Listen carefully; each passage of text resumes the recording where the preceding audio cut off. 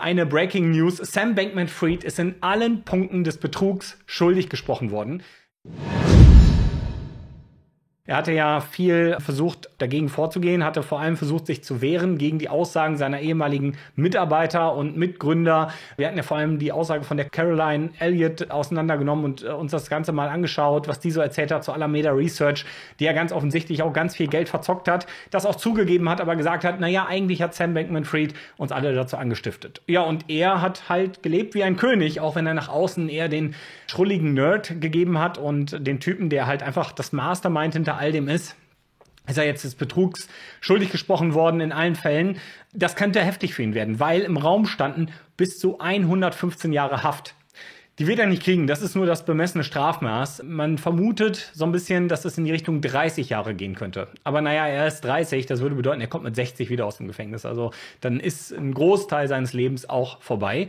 Also definitiv, das sieht für ihn nicht gut aus. Wovon man aber auch ausgehen kann, ist, dass seine Anwälte mit ihm in Berufung gehen werden. Also sie werden sich definitiv verteidigen und das auch nicht so stehen lassen wollen.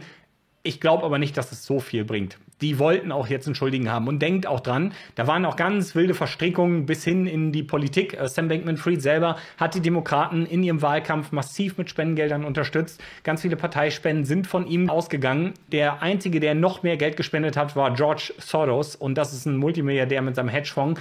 Also Sam Bankman-Fried ganz vorne mit dabei, auch in politischen Verstrickungen. Und wenn der jetzt so hinter Gitter geht, wer weiß, was für Mächte da noch mit am Werk sind. Ich habe ja auch schon mal gesagt, dass da vielleicht auch mehr hinterstecken könnte. Wir werden es wahrscheinlich nie erfahren. Am Ende irgendein Kopf musste wohl rollen, weil die Leute waren sauer. Zu Recht. Ja, es ist so viel Geld dort verbrannt worden, so viel Geld geklaut worden. Und ganz klar ist, dass er definitiv aber Geld verbrannt hat und auch vorsichtig mit den Kundengeldern umgegangen ist. Hier wird wirklich von einem Betrug gesprochen, dass er mit Kundengeldern Risiken eingegangen ist, die er hätte nicht eingehen dürfen. Eine Veruntreuung nennt man das auch.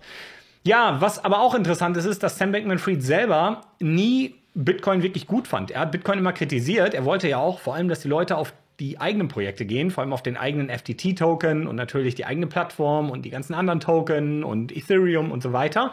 Und Bitcoin war eigentlich eher nur so ein Randprodukt, was es halt auch gibt und natürlich auf der Plattform dann auch angeboten wird. Aber eigentlich ging es um Zocken, um Traden, um Altcoins, um diesen ganzen Kram. Und das ist auch logisch, weil dort kannst du den Leuten sagen, gebt mir euer Geld, dann kann ich es nämlich ordentlich für euch verzocken. Wenn du das Bitcoin-Narrativ oben hältst, heißt es im Endeffekt, kauf dir Bitcoin, lager die auf deiner eigenen Hardware-Wallet und tschüss. Ja? Und dann verdienst du kein Geld oder dann zockst du auch kein Geld ab, sagen wir es so. Und das heißt, all diese Leute kritisieren eigentlich Bitcoin und wollen auch Bitcoin eher weiter von sich wegdrängen und das Narrativ auf die eigenen Produkte lenken.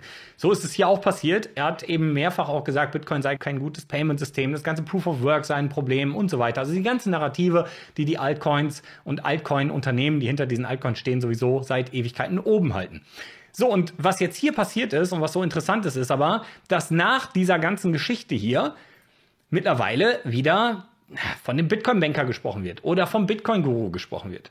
Der Typ hatte nichts mit Bitcoin zu tun. Ja? Es ist wieder eine Schande, dass die Medien das wieder so darstellen. Ja? Das ist wieder ein negatives Bild, was an Bitcoin haftet, wo gesagt wird, ja, der Schuld daran ist Bitcoin. Ja? Also im Endeffekt ist das der kriminelle Rahmen. Mit Bitcoin werden so gut wie gar keine kriminellen Aktivitäten durchgeführt. Es gibt kaum Geldwäsche über Bitcoin und. Das ist alles der Kryptobereich. Im Bitcoin wird nicht betrogen, also quasi gar nicht, weil das auch fast nicht möglich ist. Es sind die Plattformen, wo betrogen wird, es sind die Altcoins, wo betrogen wird, es sind die Altcoins, wo die ganzen Scam-Tokens entstehen und so weiter. Und an der Stelle hier, ja, ganz einfach, es ist kein Bitcoin-Banker schuldig gesprochen worden. Er war Crypto-Banker.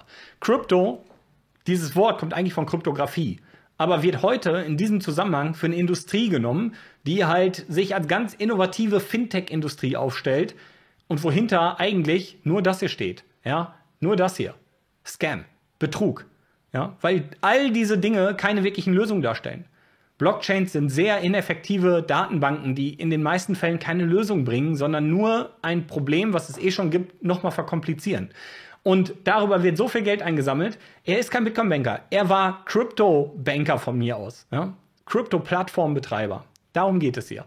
Man muss unterscheiden zwischen Bitcoin als Spargut, als Investment, als Netzwerk, als dezentrales Geld und Krypto als Finanzvehikel, Infrastruktur, Szenerie, die vor allem ganz viel Geld verbrennt und Geld einsammeln will und mit Lügen und Narrativen die eigenen Projekte nach vorne bringen möchte, weil man erzählt, wir sind viel dezentraler als Bitcoin, wir sind viel besser als Bitcoin, wir sind viel besser geeignet für Payments als Bitcoin, wir können sowieso alles besser als Bitcoin, wir können vor allem viel besser euer Geld verbrennen. Ja? Wir können viel besser euer Geld einsammeln, in unsere Tasche hinein. Ja? Und genau das ist das Problem. Und dass die Medien das noch nicht erkennen und das immer noch so darstellen, ist eigentlich traurig. Ja?